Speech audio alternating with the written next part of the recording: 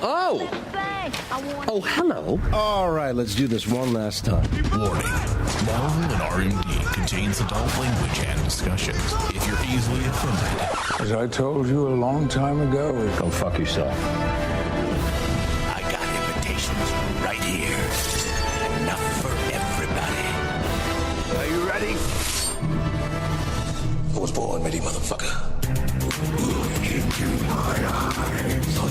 Spider-Man, give him a job to do. I played the long game, Mr. Castle. That's my secret, Cat. On the roof! So many snacks, so little time. We're in the end game now. You look like an asshole. He's a criminal, that's who he is. Well, that's just as fascinating as the first 89 times you told me that. All right, hello, welcome everyone to Marvel and RMD, the Blood Rave, and a Critique Revolve one-shot collabo.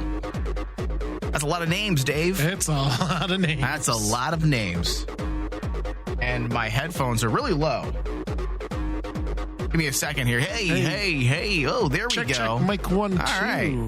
Every time I don't record for a week, everything fucks up over here, so I apologize.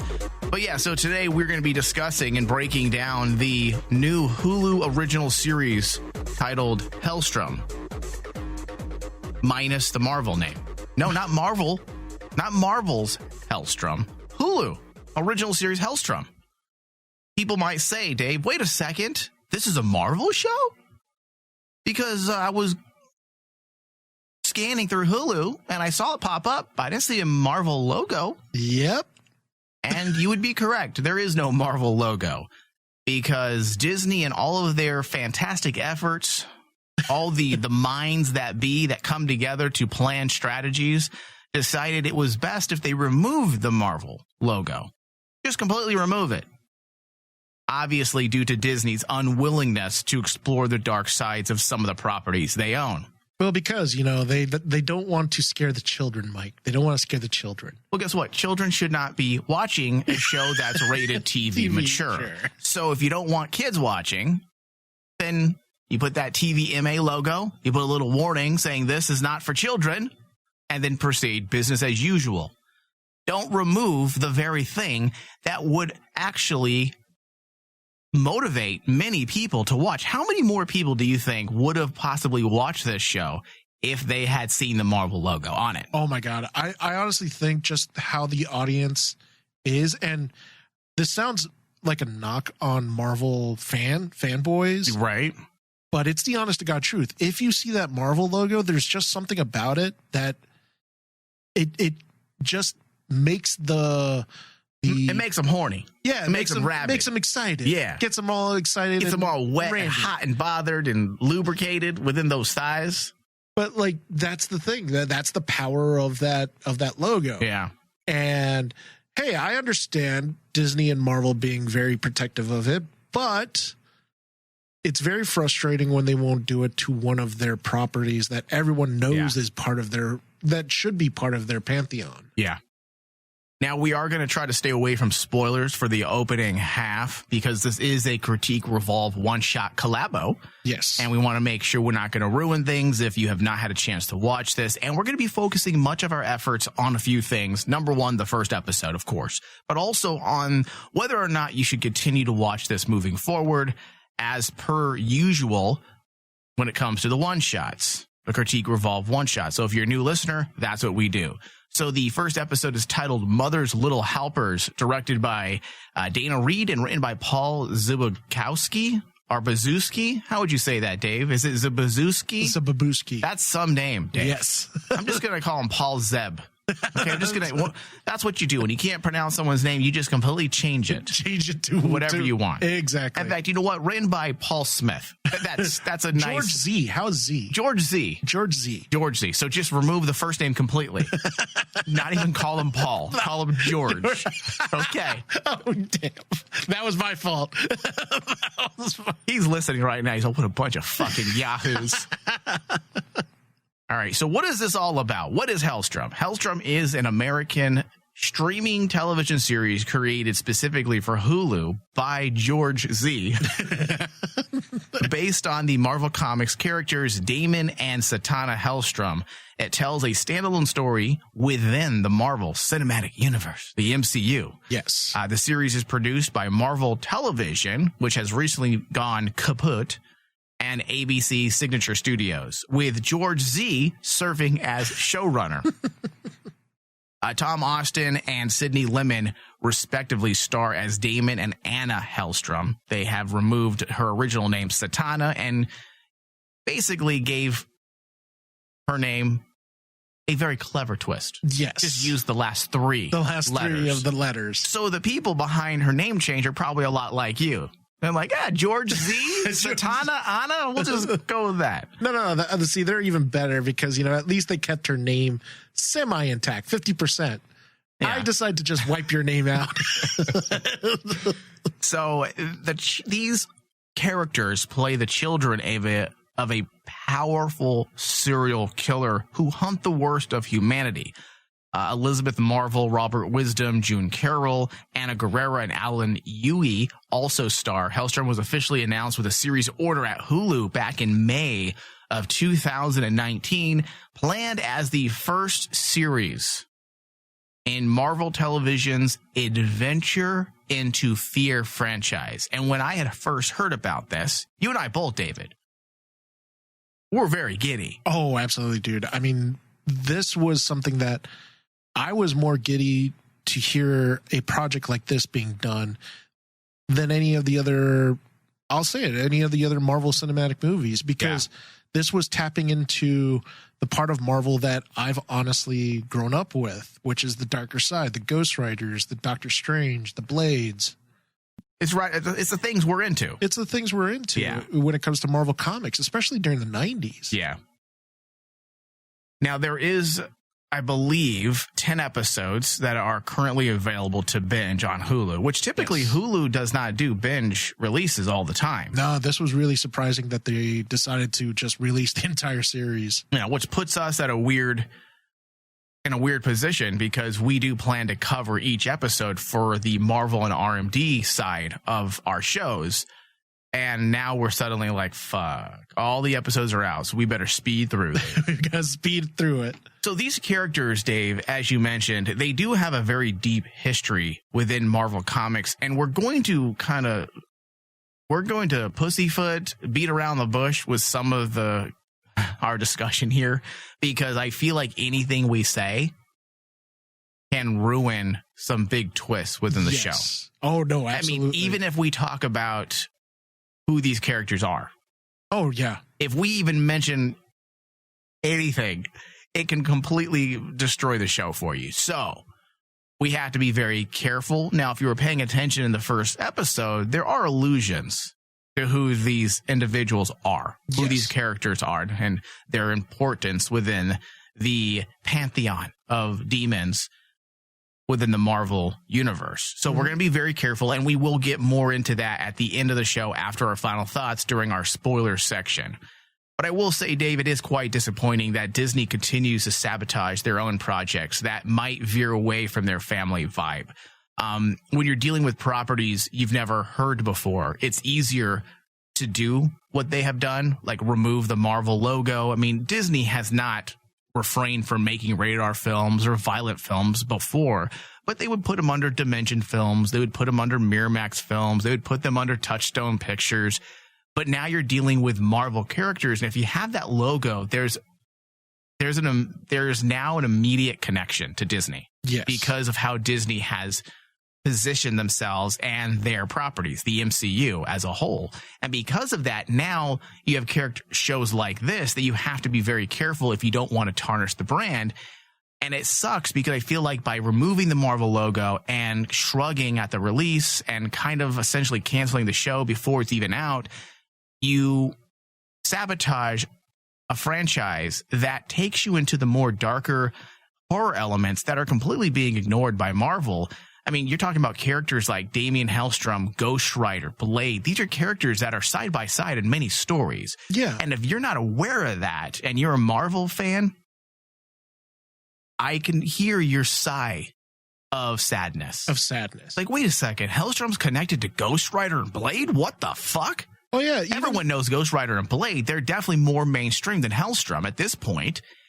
So when you hear those three names together, I mean, people like us, Dave, we get giddy immediately. So the fact that they just removed the Marvel logo, they gave you a 10-episode binge release, and then kind of left us all shrugging as to whether or not they're going to continue the series, it's a big fuck you, honestly. It really is. And it's one of the disappointments, one of the biggest disappointments for me this year when it comes to anything related to the Marvel media brand. Right. When it comes to like their TV and cinematic universe, this probably ranks up there as the number one disappointment to me, because you have so much potential within this series to kick things off with their, you know, with that whole fear of the Marvel universe line that they were planning on. There was so much potential there, and to suddenly say, nope, we're going to just step away and you'll only get like this one season. Yeah.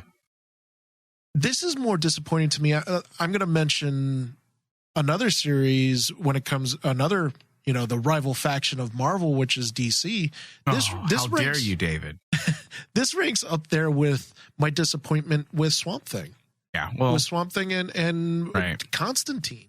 Yeah. It's very strange. It's very strange. It's They're very afraid to do it. Yeah. Because the whole adventure into fear idea, we're not quite sure where we stand with that. I think a lot of us assume that it's been put on ice. But again, we're not quite sure. We're only left to kind of sort through the pieces, because as this was supposed to be the very first iteration, or I should say our first delve into the Adventure into Fear franchise, this was going to be the first one. The plan was to produce several related series featuring occult characters. Whether or not this is still the plan, it's anyone's guess. I'm probably inclined to say it's no longer their plan, because Ghost Rider was also supposed to be a part of this Adventure into Fear franchise. And we already know the Ghost Rider series was being worked on, and it was canceled after the pilot was finished. Mm-hmm. So they didn't even get to finish. At least the producers of Helstrom were able to finish filming, and it wasn't until they were completely done that I believe the pandemic had striked and hit everyone, and then suddenly they're like, hey, we're just going to cancel your Helstrom series. Oh, wait a second, you're still working on it? Because that's what happened. They canceled it even though they were done filming, and the producer, George Z, kept working on a version of the series, a cut. He had all the stuff, the footage, and he worked on it, and then, hey, wait, we need something to release because of coronavirus. Hey, George Z. But now you look at the ratings, and yes, the critics have not been very kind to this series. Which is very surprising, because I'm like going, when this first came out and you showed me the first ratings that were coming in, I was very confused. How in the world did this series just stumble out of the blocks? It's very strange, because it's sitting at a 39%. Now, it did go up. It did go up. The very first night of release, it was at a 35% on Rotten Tomatoes. And I was just kind of flabbergasted, because it is not even close to being a 35%. Absolutely not. But when you look at the average audience score, holy shit, dude. Yeah. 91%. So there's a big gap there when it comes to the so-called professional critics and fans. So who knows what may happen? If you have a viable hit on your hands, is Disney really going to be like, yeah, we all know Disney and their greed will go after any money. So if this is a viable hit, and that's why, if this is a viable hit, I can see Disney continuing it. Yeah. And that's why you and I have also figured, hey, yeah, let's just continue to cover this, even if we don't know what the future looks like for this show. Because A, the more we can get the word out on the darker side of Marvel and talk about it. Because let's just be honest, there isn't a lot of podcasts. There are not a lot of fan shows that delve into the darker side of Marvel. If you're talking Thor, you're talking Iron Man, you're talking the top tier MCU characters. Yeah, there's about a 1.5 million podcasts. But when it comes to the darker side, there's not as much. So you and I figured, hey, even though the future of this series may be in question, let's go ahead, talk about it, and get the word out. And honestly, dude, the importance of this series, this could have honestly been the Iron Man when it comes to setting the standard for the next Marvel major quote-unquote franchise. Like, they were talking about this, as we mentioned earlier, about it being the adventure into fear type of project that they were working on for Marvel. This is honestly that important. And like, I really feel sorry for the crew and cast of Helstrom, because honestly, the choice of Helstrom, which is Tom Austin, yeah, is really good. Yeah, he did a bang up job especially in this first episode. I like his rendition of Helstrom, and like the fact that they were going to start it here puts this series so much more in importance, and it still baffles my mind. What in the world is Marvel thinking? You know, you have this chance to start something off the gate, but you cancel it right away. That's just bad planning. I think, to put it simply, is they don't know. They're not thinking. They're in a very weird position right now, even before coronavirus. What do we do with all these properties? Well, first off, let's go back 2.5 years ago when they canceled Punisher, Daredevil, Iron Fist, and all of those shows, and Luke Cage. Yes. The reason for that was because they wanted to pull content from competitors because they knew they were starting their own streaming service. But there was already questions because people were scratching their head and said, wait a second, if Disney Plus is going to be more catered to family-friendly content, then how is Daredevil and any of these other Netflix shows going to fit in that thing? Well, hey, sit back. The moment the Fox deal goes through, they're going to own Hulu. So now let's flash forward to that deal. They now own Hulu. So now the rumors circulated, as well as a statement made by the Marvel CEO at that time, said that Hulu will now be used for their more mature content. Disney Plus will be used for the more family-friendly stuff, PG-13 and below, and then rated R and above content will go to Hulu. So we all took a deep breath and said, okay, so that means we may get the stuff that we like, the more darker things under the Hulu banner. Maybe Daredevil will come back. Maybe Luke Cage will come back. Then we heard the rumors of Ghost Rider. Then we heard it got canceled. It was aborted. You know, before even was able to breathe, it was aborted. It was aborted. Helstrom was aborted, but it was stronger than the aborters. And it survived. It was put in that toilet. They flushed it, and it survived, like the true demon spawn. Exactly. That it is. Yeah, precisely. So they have put themselves, I want to say, worked themselves into this weird area where they're just not sure what they want to do. I honestly believe that. And people may shrug and say, no, Disney knows. They know all things. Their strategies are down. But I honestly feel like this is a continued back and forth within that boardroom. What do we do? Do we give Deadpool, and we're getting off track just a moment here, but do we give Deadpool a rated R release? Or do we just simply use the character and things that we already have out there so that we don't have to make a rated R movie for him, but we can use his character? Exactly. I honestly feel like they're in a very weird position, and they're still not sure what they want to do. And that's why we have these weird questions pertaining to Helstrom. Because then, flash forward to the announcement that Blade is now going to be produced.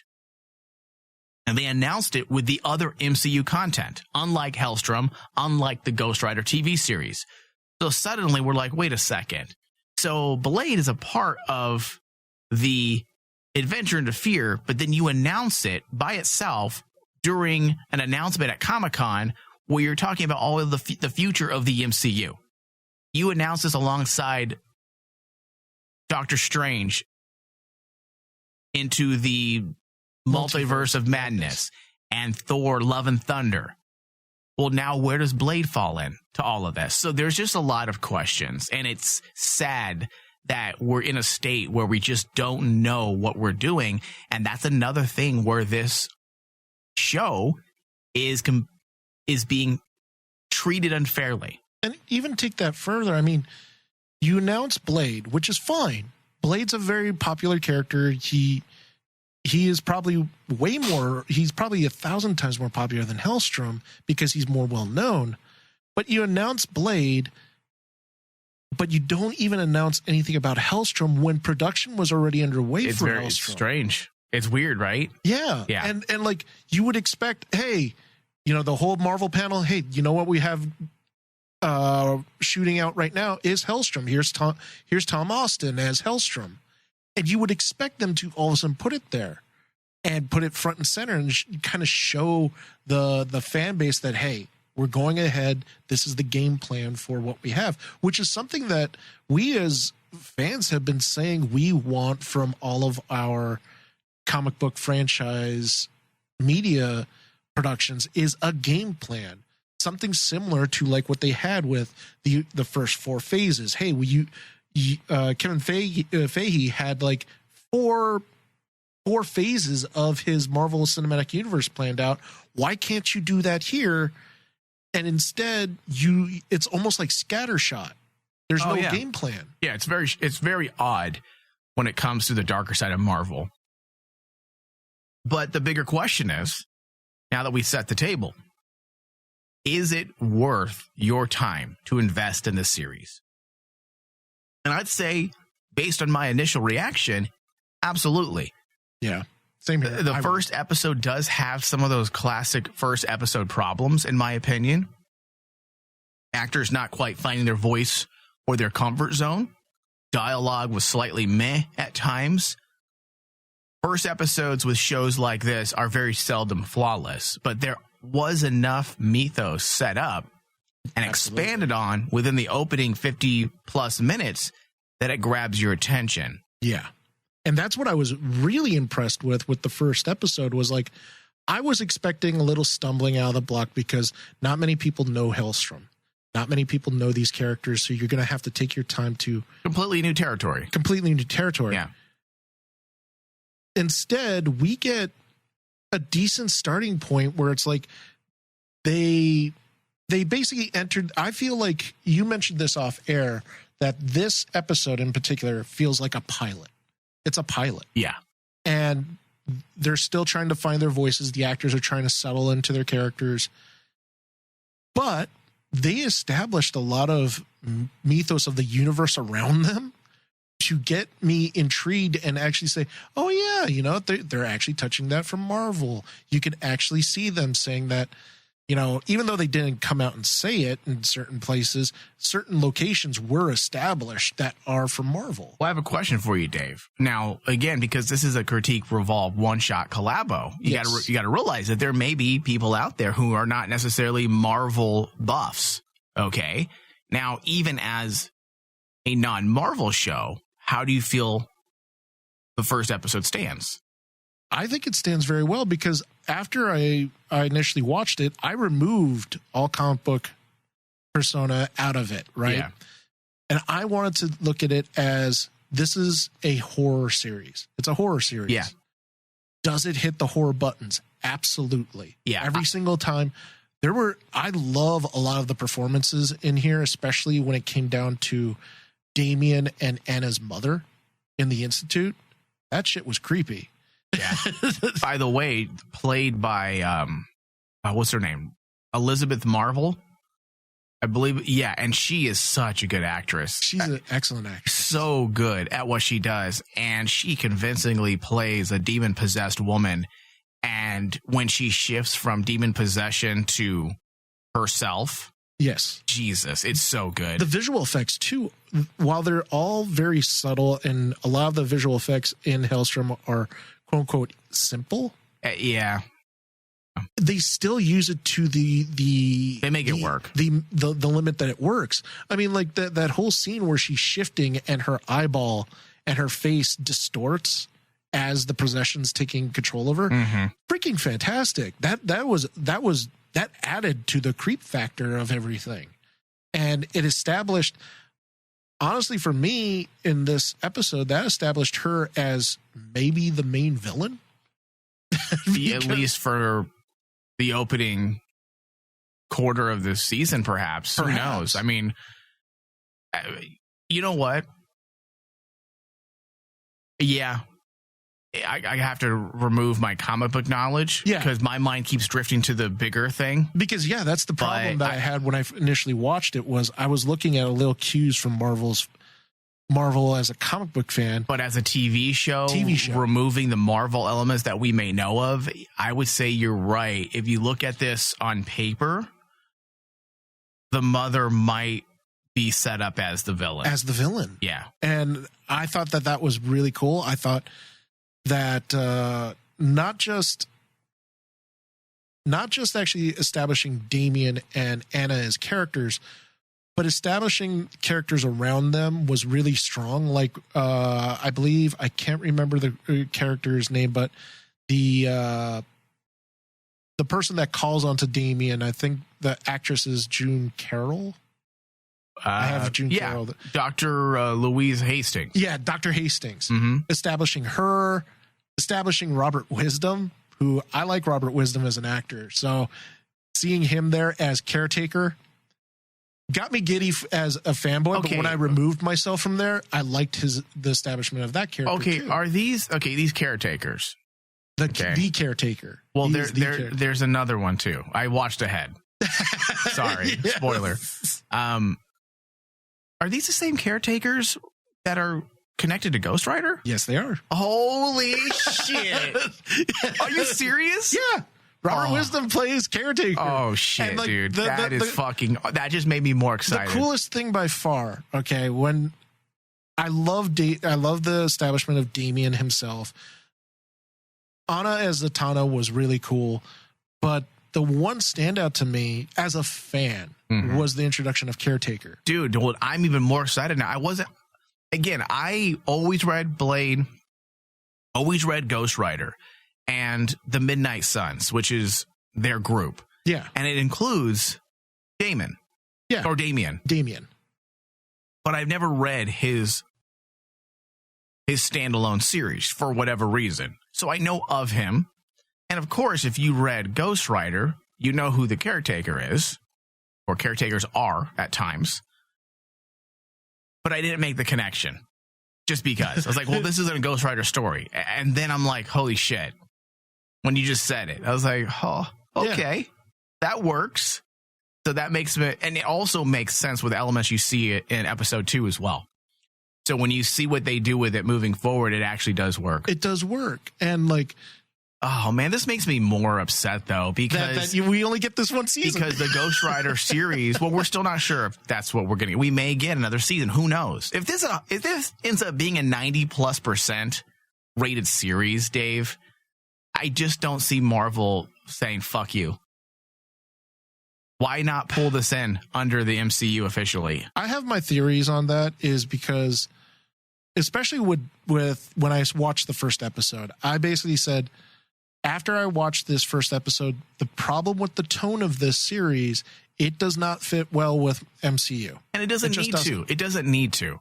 And I know they want everything to be a little more consistent across the board. With their tone, yeah. But with the introduction of the multiverse coming and the fact that eventually they're going to be bringing in multiple Supermans, or not Supermans. Superman's wrong. Spider-Mans. And then you have the storyline going on with Venom from that side of things with Sony. There's going to be a time where it really doesn't matter. As long as the stories don't conflict and contradict, you can justify certain things. But let's go to a quick break, and then when we get back, we're going to jump into the rest of our discussions, the pros and cons of the first episode. We'll be right back.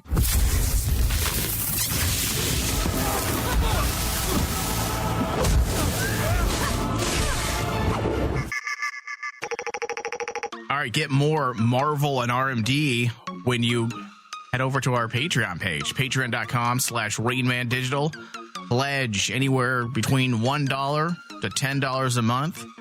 and help us stay on the air. It's the only way we can stay on the air is with the support of our listeners. So please consider heading over to our Patreon page, patreon.com/RainmanDigital, and pledge. We now offer annual subscriptions as well. So if you want to get a whole entire year of support out there for us, $10 under that dollar tier. And I won't nag you anymore. If you want to get some more behind the scenes, $3 a month or $30 a year. If you want even more, $5 a month or $50 for the year. Head over to patreon.com/RainmanDigital and pledge. All right, welcome back, everyone, to Marvel and RMD, the Blood Rave. I am dancing under a sprinkler of blood. And there's a hot, naked vampire chick dancing next to me. She's doing the funky Y2C. Is that even a thing? Because I know that was a thing in the 90s. But I don't think that's a thing anymore. I don't think that's a thing. Now that we're in the year 2020. Maybe dabbing. Maybe she's dabbing on you. Dave, that was also about 2 years ago. Okay, dabbing, that would work. Yeah. What about the chunky shuffle? The chunky shuffle. Wait, is that what it's called from Goonies? No, that's the truffle shuffle. The truffle shuffle, yeah, that's right. What if, I think we should bring that back in the clubs. Can you imagine that? You and I lifting our shirts up. Well, I think that's the only thing I could do is the truffle shuffle. I'm going to make that a thing. I'm going to go, as soon as coronavirus is over and the clubs are opening up, I'm going to be like, all right, ladies, truffle shuffle time. It's just a cheap way to get them to lift their shirts. All right, Dave, talk for a second because my eye is burning. But going from what the one thing I wanted to point out with the whole caretaker thing was like the reason why I was so excited for that appearance was you can easily, very, very easily connect Doctor Strange now to Helstrom. Because the connection of caretaker being connected to every single character in the dark multiverse of Marvel. Because while we have the power hitters like Doctor Strange and Ghost Rider, the one thing that a lot of Marvel fans forget is the centralized character that kind of is like the Nick Fury of the dark universe in Marvel is Caretaker. He's the one that basically is the guardian that basically watches out for the things that come out of the shadows because that's his destiny. And he's the one that summons Doctor Strange, Ghost Rider, Helstrom when things go to pot. Caretaker's the one that actually brings the Midnight Suns together because that's what he does. He's the guardian. He's the holder of the power medallion. And David, you're getting to spoilers, Dave. So stupid. The thing was, we didn't see it though. We did not see the power medallion. So I was like going, but the fact that he's the caretaker, I'm like going, I want to see the power medallion because that would just make me so giddy. And that's why after I watched it, I'm like going, wait a minute. I got to take myself out of this. I got really giddy with this first episode. Then I had to rewatch it because we are doing a critique revolve on it. Does it stand on its own? Can this episode make you want to watch the rest of the series? And honestly, I think it is. I think it's not like the strongest premiere ever, but it does the job well enough. It does something that I feel that Agents of S.H.I.E.L.D. had a problem with. Where Agents of S.H.I.E.L.D. had a problem with establishing the universe around them because you had so many characters trying to throw out there and they were trying to do so much fan service. Oh, yeah. Well, they didn't focus on their narrative. That's a whole other thing. But yeah, I agree. I agree. That was, especially the first season, they just were trying to do too much. Whereas this show is doing it the right way, especially with, setting aside some of the minor issues I had with the pilot. They were focusing on a very nuanced story. They weren't worrying about the bigger story of Marvel, which I think is smart. I know with this expanding MCU and there's a lot of expectations of what each TV show should do and what movies should do. But I miss the days of, hey, let's just focus on a singular story. Yeah. And then if we get there to the bigger story, then we get there organically. And that's what this episode did. And I think that that's something that a lot of Marvel fans take for granted because like when the original Iron Man came out, yes, you had a little Easter eggs in the background, but they were not it wasn't what made Iron Man so great. What made Iron Man great was they established a narrative of Tony Stark. That was it. There was no, hey, look over here, Captain America in the next movie. Yeah. Oh, look over here, the hammer of Thor. They weren't trying to build a bigger world yet. They weren't trying to build a bigger world. They were focused on telling a good narrative on this character. Yeah. And honestly, the thing I was surprised with was I was worried going in that they were going to try to tell a story about Damian and Zatanna, or Anna, who is Zatanna. But they were able to do that and actually weave both characters' narratives together to give us a setup for a series. Yeah, and that's probably the strength of this episode. And honestly, what ultimately saves the story for me, or I should say this episode, is the story they're building between the brother and the sister. The brother and the sister. That, to me, is the strength of the show. And not just the relationship between them, but the mystery behind their powers, their mother who's demon-possessed, and their father who's a serial killer.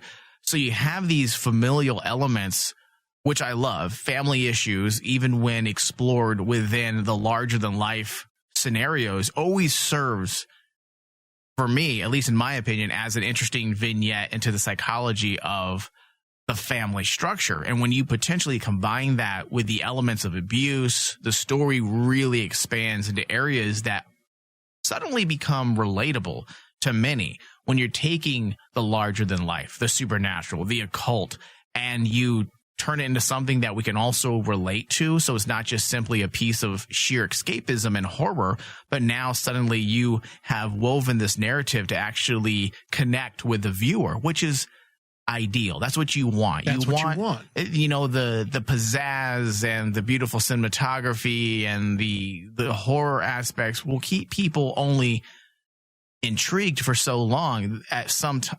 Eventually you're going to have to give us a reason why we're going to push play episode to episode. You need to give us that connection. And they were able to establish that despite some of the issues I had with the writing, or not the writing, with some of the, I want to say there's some weird, awkward moments, which I'll get into in a second. Mm-hmm. But the family element, you know, being the foundation for the myth arc of the show, the question behind who their father was, is, what, it, you know, whatever he may be. Is he alive? What's the deal with their mother? Remember, spoilers.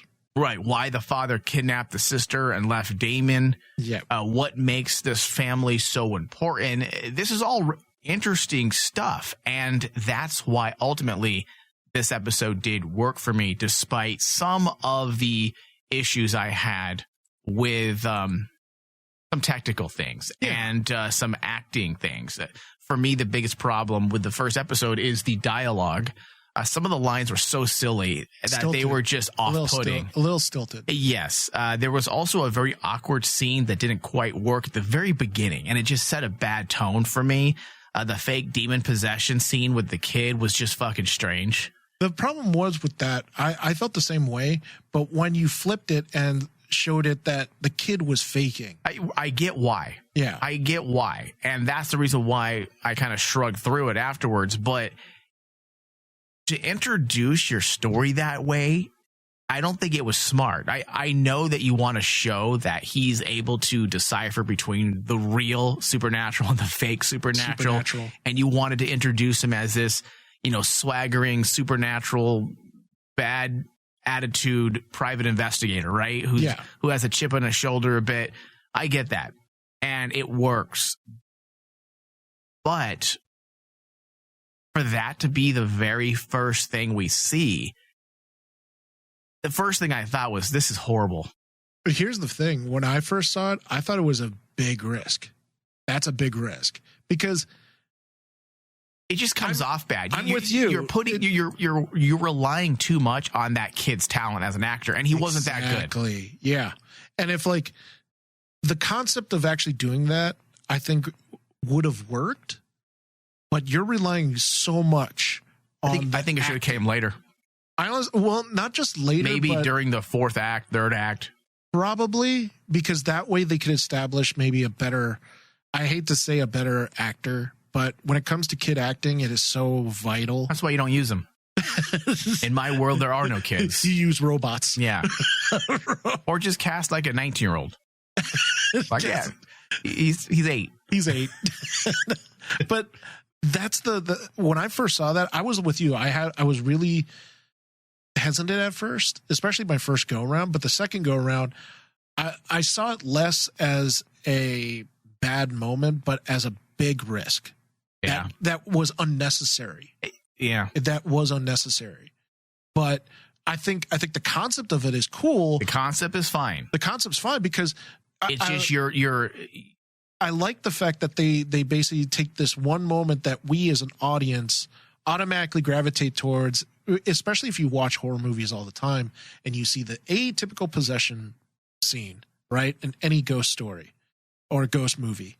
And this follows beat for beat. And then in the very end, you find out, oh, it's all fake.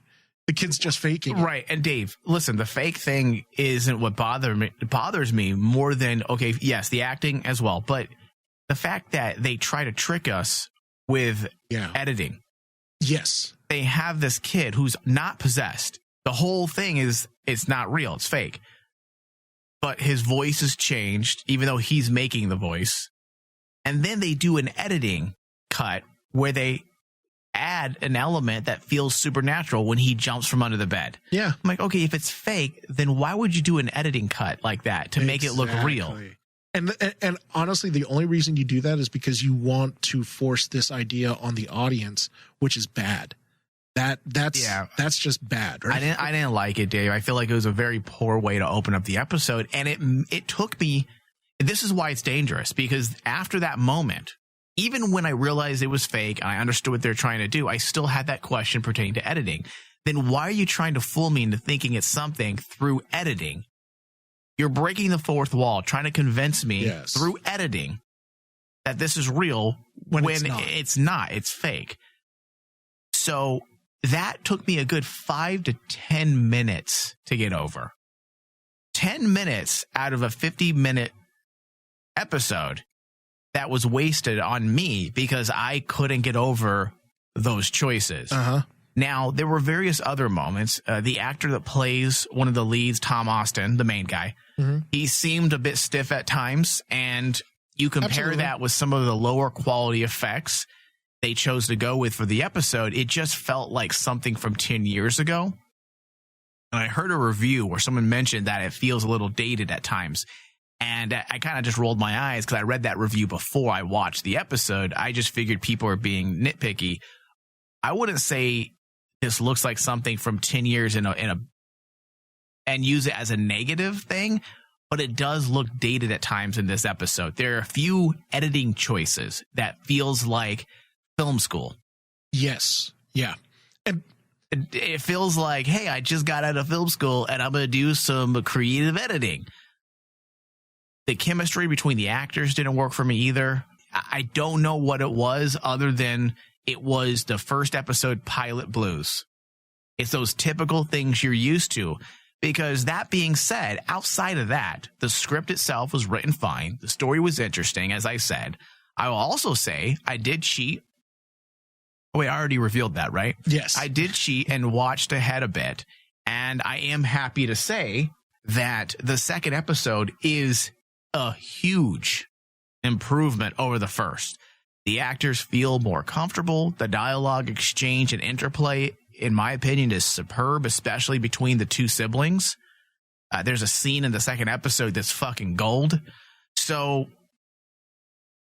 typically with these critique revolve one shots, we base our thoughts on one episode, but I did cheat, watch ahead. And even with these minor issues, I would have suggested to continue watching because it's not bad. They're not deal breakers. No. And the fact that the second episode, none of these elements that were issues in the first are even present leads me to think that it was just the classic pilot first episode blunders. That's what I actually put in my notes was like, I felt that this was the problems that I had because no joke, I had the same problems that you did. Yeah. But when I watched it the second time and afterwards I said, this just has the first episode jitters. Like, it feels like a pilot. Yeah. And like the next episode, I'm like expecting, okay, those jitters should be gone. And I'm wondering if I think the chemistry should be more well established by episode 2. I couldn't find this anywhere within the interwebs, but I can only assume they did the same thing with this series. They shot the pilot first because with Ghost Rider, which was also a part of this entire endeavor for Hulu, they shot the pilot first. Then it was reviewed, and then the entire thing was scrapped. Yes. So whatever happened in that Ghost Rider pilot was that awful, like, apparently. It makes me really interested to know more details on that Ghost Rider pilot, because how in the world could they just axe it right at that fast? Right. Unless, now we talked about this in detail in the very beginning of the show, unless Marvel Disney is just that terrified to do something this dark, where they're like going, okay, we saw the Helstrom stuff. That stuff really scared us. And then they see Ghost Rider. They said, oh my God, no. Which makes me go, I want to see the Ghost Rider if it was that shocking, because it can get there. I mean, if you know the history of Ghost Rider and you've read the issues in the past, Ghost Rider could get really messed up. Right. So taking that into account, Dave, with the Ghost Rider pilot, I can only assume that they did the exact same strategy here with Helstrom, that they shot the pilot first. Typically, they never shoot the pilot last, Dave. So let me rephrase that. I feel like they shot it with the intention to shoot a pilot like they do, show the studio, and then move forward at a later date if they get the green light, because this did feel like that. Second episode feels completely smoothed out. So that being said, Dave, let's do our final thoughts, and then we're going to get to another break so that people who don't want to hear spoilers can leave, and then we'll jump into spoilers. But first, final thoughts, Dave, go ahead. Final thoughts on this episode. And also, do you want me to give my score then? Yes, RMD score, please. Okay, first off, my RMD score on this is a 82. Okay. I gave this a decent beginning to a series. It makes me want to continue on the first episode. After the first episode, I want to see more of Damien Helstrom. I want to see more of Anna Helstrom, and especially their interaction with their mother, because that, to me, the most important element that I was looking at in this series was I wanted to see a horror superhero show. A horror? A horror. A horror. I want to see some horrors too. A horror superhero show. And I got it. I mean, they didn't hold anything back. No. Which I was very, very pleased with, because my number one thing that I put there is disappointment number one that I was waiting for was they were going to pull back and that we were going to get a PG version of Damien Helstrom. We didn't. We did not. No. And they established the two characters right away, which I really am intrigued. They established a overall story narrative that I can see them going forward after episode 1. So overall, it was a win. Yeah. And that's what left me confused with what is critics seeing that caused them to give it a 35. It's not happy. That's the only like thing I could MCU. think of. That's the only thing I could think of. Yeah. That it doesn't fit the tone that all critics, and probably not just critics, but we know that fanboys. all critics love the MCU. Exactly. And this is like, oh, what is this? Potty mouth. What happened to that one scientist? Poof. Oh, demons, skulls. And I think that is what ultimately scares them off. Unfortunately, with a lot of people who don't understand the huge world that is Marvel, when you look at the last, how many years now have we been delving into the MCU? 12? Yes. Going on 13 years since Iron Man was released. A lot of these people that are now professional critics, they weren't really involved in the scene. A lot of years have passed by. So many people have grown up in the industry or grown up, period, in a time where they have a very specific idea of what Marvel is because of the movies. And when you delve into territories that are uncomfortable, suddenly they're like, wait a second, this doesn't compute. This doesn't work. This is Marvel? What the fuck? Exactly. And we know that critics love the MCU. And this is nothing like the MCU. This is nothing like them. And on top of that, the one thing I want to establish for the audience is when I'm talking dark, I know that the Netflix series like Daredevil, Punisher, Luke Cage, Jessica Jones, all that stuff was rather dark. They dealt with dark elements. But it wasn't the occult. I'm expecting something different than even them. Daredevil veered a little into that territory, but not much. But not much. This one, it has to. It has to dive head first into that pool. Yeah, dive head first. Dive head first. Don't worry if there's no water. Yeah. Oh, wow. Murder yourselves. All right. So what did you give it? What was your score? 82. Okay. My score is an RMD score of 74%. I did enjoy it. I highly recommend that people continue to watch. I hope I gave a fair review, Dave. I don't want people to think I disliked it because I did not. There was some negatives, but overall, it's a really good start to something that is intriguing. Yeah. And it's honestly refreshing to watch something Marvel based like this. Yes, and I know, same thing you said. Daredevil, Punisher, which was amazing. Luke Cage, even parts of Iron Fist were great. But this is a different genre. This is the supernatural. This is the occult. And to see Marvel delve into this territory finally, and to see that the fans liked it, 91%, Dave. Yeah. I'm hoping that will speak volumes.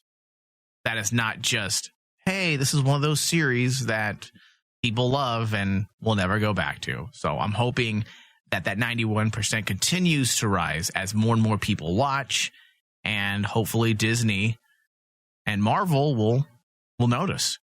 So let's go to a very quick break, Dave, and then when we get back, we're going to jump into the spoilers. So if you don't want to hear spoilers, go away.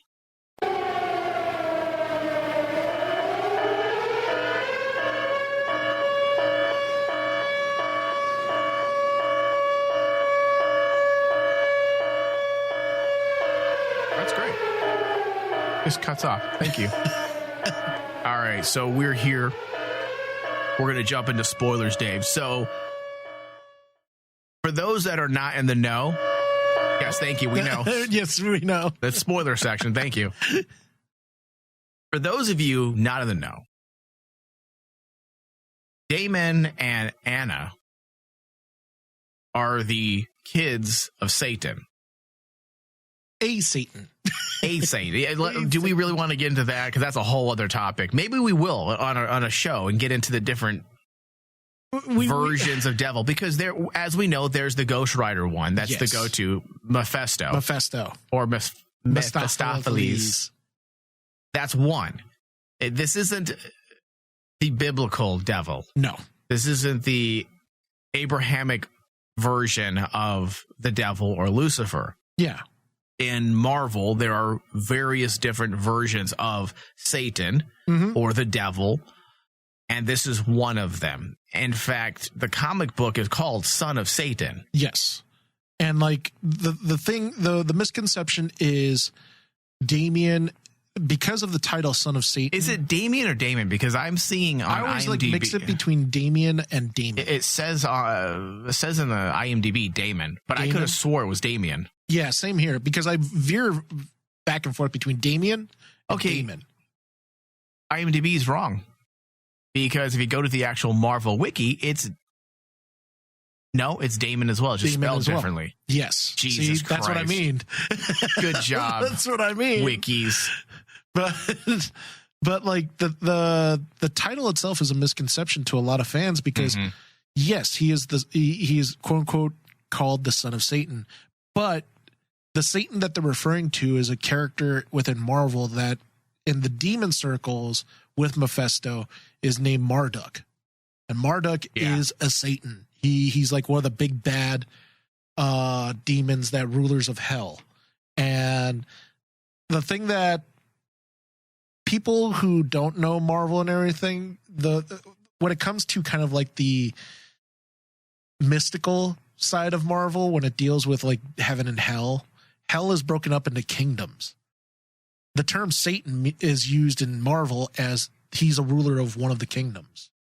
So Marduk, yes, he's considered Satan because he rules one of the kingdoms of hell. And likewise, Mephisto, he's considered Satan because he rules the plane of lies. He's the king of lies. So do you think, because, this is a TV show, many times TV shows do twist things so that they are more interesting to viewers that may already understand the comic books. We've seen that numerous times in various adaptations. And because of the mystery and how they're setting it up, to me, it doesn't seem like their father will be necessarily Satan. Yes. Now, I don't think it'll be Satan, like Lucifer Morningstar type thing. I think it'll be a demon. You think it'll be a demon, but not Satan? Yes. I think it'll be a demon, which is well, they set him up as a serial killer that's just brutal as fuck. So, yes. And you learn more about that in the second episode, and it's pretty fucking sleazy and interesting as hell. But the serial killer element is an interesting addition. I don't remember in the comic books, was the father ever a serial killer in any capacity, or was he simply just Satan and he was in hell? Yeah, he was the father in Marvel, in the Marvel history. He wasn't a serial killer. Okay, I didn't think so. Yeah, the whole thing was that their mother Victoria was seduced by this demon, and she had to give birth to the demon's children. And they never really went into detail about what Marduk was in his human form. They just basically skipped all that and just basically showed that Marduk was a actual demon, horns and all. Horns. And like he's as I said, he's one of the king and rulers of hell that is on par with the power of like Mephisto and Blackheart, and even Dormammu. So are you open to new interpretations? Being a hardcore Helstrom fan, are you open to the different interpretations? Oh, absolutely. Because like the thing is like you're dealing with trying to establish characters that are not that well known. Mm-hmm. And for me, it would be, they had to do something to explain the relationship of Damon and Anna to their mother and father. The mother was fine, like she gave birth to them, went crazy, went into the institute. The father element, I was like going, they have to make that more rational for the audience, and making him out as a serial killer, I thought was genius. Yeah, I like that aspect too. Because I really liked it. But it also gives a more grounded feel to this world rather than simply delving, like you said, head first. One thing I don't like in shows is where you do delve head first into the supernatural and there is no suspension of disbelief. It's like, hey guys, demons, Satan, the devil, angels, all at once. Here you go. First episode in. They have to kind of bring us in slowly. So I like that element. And let's say the serial killer father ends up being, hey, a human that was possessed, which is definitely a thing already set up in the world. A human that was possessed by the demon Satan. If they do it that way, then that also works as well. But slowly get us there, because if you just throw all these ideas and, hey, by the way, Damon and Anna are the son and daughter of Satan. Do you know how eye-rolly that would be? Exactly. Just you saying it. It sounds fucking stupid. It sounds fucking stupid. Yeah. So, like, one of the things that I took as a positive was the establishing of the mother and the father, their background, because establishing that's a big serial part killer of the thing, series as well, and it's something that is a big basis for the two main characters. Yeah. All right. So, is there anything else you wanted to cover before we close out today's show in the way of spoilers? Spoiler wise, well, the caretaker thing was a big one. I was actually really excited in the very beginning when the doctor summons Damon. I literally hand over heart, thought that they were going to establish Hand over heart. Yeah. Thought that they were going to establish Ravencroft. Oh, okay. The Yeah. institute in Marvel that is their version of Arkham. Right, which is a big deal. But do you think that's what the Institute will end up being? Because they are drawing a lot of tension.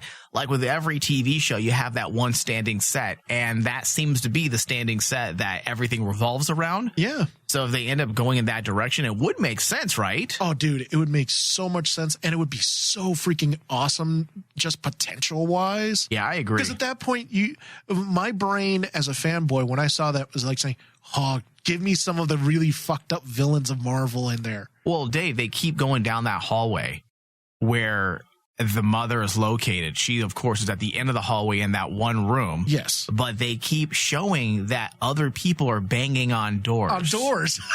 So who knows what is behind those doors, Dave? Man, it's so exciting. The funny part was just the fanboy in me was like going, if they had blank check on everything and said they could establish anybody in the Marvel universe, suddenly you could connect Helstrom with Venom just by simply putting Cletus right in that hallway and just him standing there. I don't know if they're willing to go that route. And I was like going, they also don't have the rights to that. That's Sony. Well, see, that's what I mean. If they had a blank check and just could establish anything. Yeah. Because that's what, honestly, I was hoping Marvel would approach the series with. David, you have too many hopes, Dave. Too many hopes. You need to start bringing them down a bit because we're just not going to get any of that, okay? You're getting me overly excited. All right, so this does bring us to the end of our discussion. I want to thank everyone for listening. Be sure to find us on iTunes and Stitcher. Those are our preferred places to listen to our show. We're also available pretty much wherever you listen to podcasts. Please leave us reviews. Give us a thumbs up. Find us on Facebook and Twitter, Marvel and RMD. I want to thank everybody for listening to this broadcast of the Blood Rave. And we'll be back again very soon with our continued discussions. So if you are a Critique Revolve listener, make sure you search Marvel and RMD to look for our Blood Rave discussions, where we will be continuing our breakdowns of Helstrom. Thank you, David. Thank you. Ooh, so exciting, isn't it?